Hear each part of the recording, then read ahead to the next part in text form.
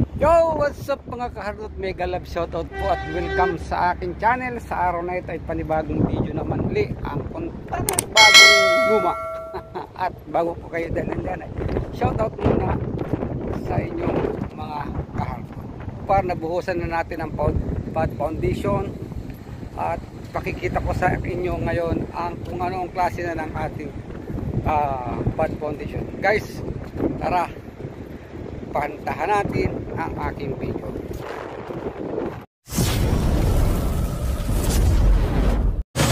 Ito na nga mga kahapon at binuhusan na natin ang ating mat foundation. Gabi po natin ito binuhusan at makikita ninyo gumamit po tayo ng pump dito at para madali kasi po hindi tayo makapag-dairy dahil walang active na ang ating mixer. Kaya kailangan natin gumamit ng pump.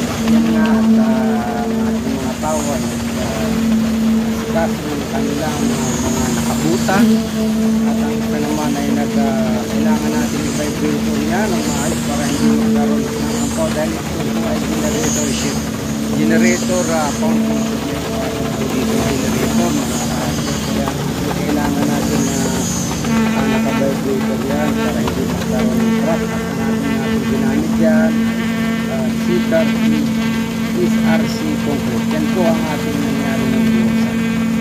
A few moments later. Kalas! At yun mga kahardan, dito na tayo sa pad foundation. At tingnan ninyo ang nangyari. Ayan na ang aking pinagawa. Ayan sa likod ko. Tingnan yung mayigi at nga natapos ng tanggal ng shuttering. At yan na siya ngayon. At ang aking mga kasamahan guys, ayan sila. At naglalay kami ng tubig. Ito guys, tutukan natin ang kanilang gawa. Ayan ang ating pad foundation guys. O ito na, nakita nyo na. Ito ang resulta ng chamfer. Ayan, kita ba? Ang ganda ng pagkakagawa. Kasi nilagyan natin ng chamfer. Ayan ang pad foundation natin guys. So, finish po ito.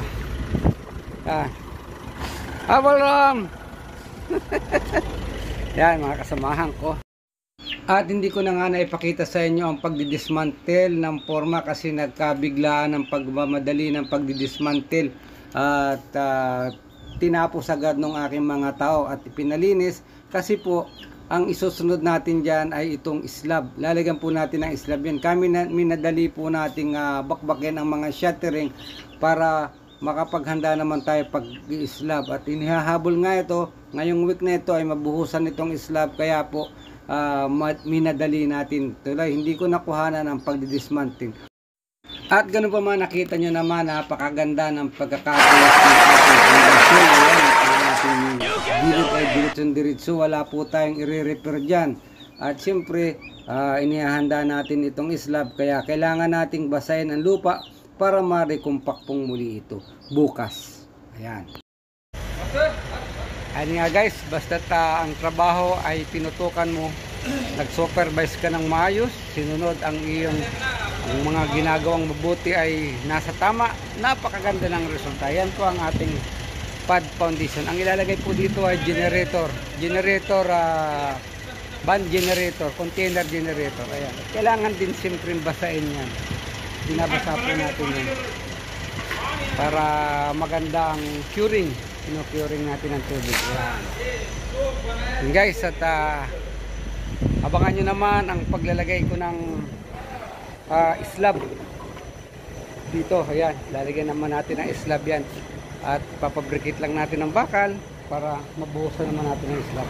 At pag nabuhusan ng slab, yun, tapos na. Ayan, yan po mga kahardot. At siyempre ang susunod yan, ipapatong na yung ating generator.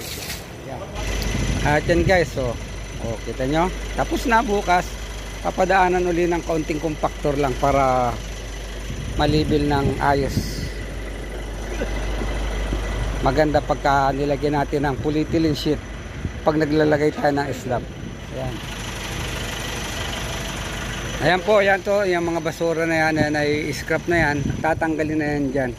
Hindi pa lang tapos yung ating electrical sa loob.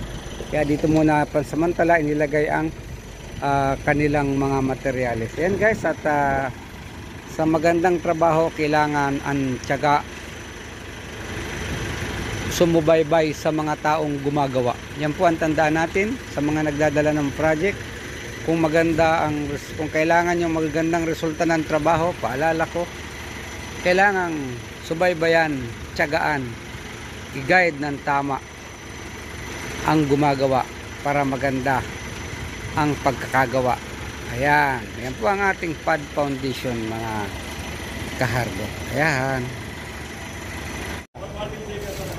Ayan mga kahardot, at maraming salamat po muli sa inyong panonood sa video kong ito. At yan, at salamat po sa inyong panonood. Bye bye.